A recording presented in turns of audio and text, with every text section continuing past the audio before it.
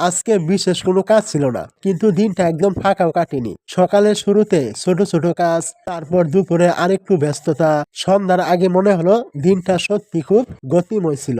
কাজ না থাকলেও সময় যেন দ্রুত কেটে গেল। এভাবে দিনটা ব্যস্ত কাটলো, আর আমি বুঝলাম কখনো কখনো ব্যস্ত থাকা মানেই শুধু কাজ নয়, সময়ের সাথে চলা। আজকে কোনো কাজ না থাকায় ভাবলাম একটু সময় দেই পাখিদের, দেখি তারা কেমন আছে, কি করছে। পাখিদের কাছে গিয়ে দেখলাম তাদের বাসা অনেকটাই খারাপ হয়ে গেছে। যত দ্রুত সম্ভব সবার আগে নতুন বাসা দিতে হবে। চলুন দেখি কিভাবে তাদের জন্য বাসা ঠিক করলাম। পাখিদের জন্য নতুন বাসা বানাতে গিয়ে খড়কুটা লাগবে, সে জন্যে চলে এলাম আমাদের বাড়ির পাশে, যেখানে গরুর জন্য খড় রাখা আছে। এখান থেকে খড়কুটা নিলাম প্রয়োজন মতো। খড়কুটা নেওয়া শেষ করে আবার চলে আসছি বাড়ির দিকে। এবার শুধু এটুকুই বাকি, পাখিদের জন্য বাসা তৈরি করা। তো পাখিদের বাসা আমি বানিয়ে দিয়েছিলাম, সেটা তাদের হয়নি। এবার তারা নিজেদের মতো করে বাসা বানাবে, আর আমি শুধু বসে দেখছি। দেখে সত্যি আনন্দ লাগছে। এখন তাদের একটু সময় দিলাম, আর তারা তাদের মতো করে নতুন বাসা সাজাবে।